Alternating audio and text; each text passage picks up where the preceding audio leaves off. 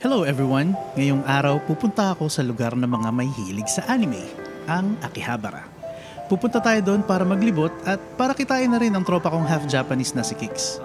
Pagsapit naman ng gabi, pupunta tayo sa Shibuya para makita ang Halloween na ginaganap doon taon-taon.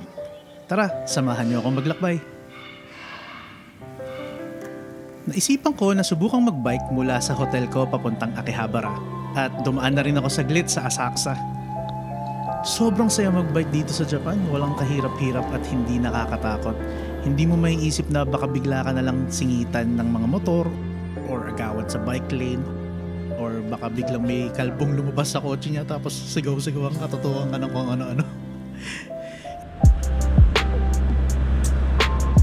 Tabi pa si Ray tsaka si Rem.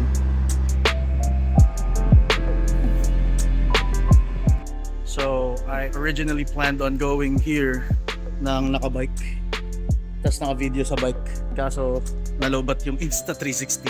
So punta natin tong shrine. Ito ang Hanabusa Inari Shrine at nakatago siya sa isang eskinita dito sa Akihabara. So kung trip nyo yung mga shrines and gusto nyo ng kakaibang shrine, make sure na pumunta kayo dito sa eskinita.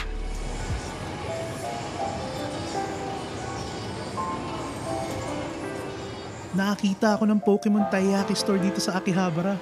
Kung hindi nyo alam kung ano yung Taiyaki, basically isa siyang waffle na korting isda tapos may mga filling inside. And this time, since Pokemon siya, Magikarp yung ginamit nilang isda, hindi yung mukhang tilapia. Magikarp?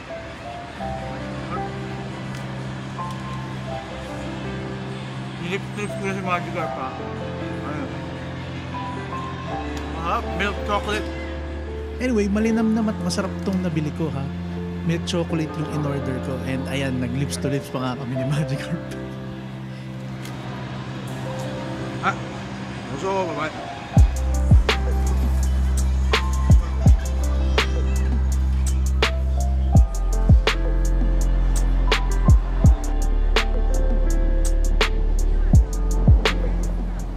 So, after kong lumibot, kinita ko na si Kix.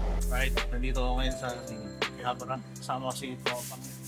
So, ngayon ulit kami nagkita rin. Uling kita natin, 2018. Yes, sir. Next Japan. What's going on? Izuri Taruza! Waranay ko no mama dyan!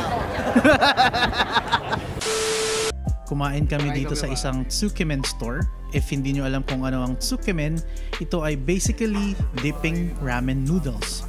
Instead na magkasama ang sabaw at ang noodles, dinidip mo yung noodles doon sa sauce before you eat it. Mas super rich yung sabaw kasi, tapos pag sinip mo kasi yun ng diretso na parang ramen, baka maalatan ka. So ayun, kaya kailangan siyang i-dip doon sa sauce and then you eat it. Napakasarap ng Tsukemen dito, maraming salamat Kix. Alright, si Kix na muna mag-vlog at bahala na kayong umintindi ng Nihongo niya. Hi vlog, welcome to my guys! Ima 無限武蔵野ラーメン屋にいたんで、今ゼッと自分が一緒に秋葉原の周りでちょっと見に来ます。ここ一番屋のカレーハウスで、サブタイトルどこですか？それはまあちょっと美味しいなんですけど、ちょっと高いっすよね。エヴァンゲリオンですね。まあ結構有名なんだけど、とりあえずセブンイレブンの前にちょっとタバコに住みます。Inapon na kayo ni Kix. Walang daw siya pera, mag-yosi kami dito. Ito, sarap ng pagkain. Grabe yun, men. Nakita nyo ba kung gano'ng kapal yung meat? Mamaya na ulit. Next stop, pupunta na tayo sa Shibuya para makita ang Halloween event doon.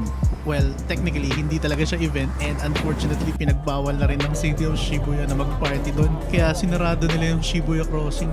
Hassle, men. Ito pa naman yung isa sa mga dahilan kung bakit ako nagpunta dito sa Japan ng ganitong dates para ma-experience yung Halloween party doon. Anyway, panoorin nyo na lang itong mini compilation ng mga nakita kong naka-costume doon sa Shibuya.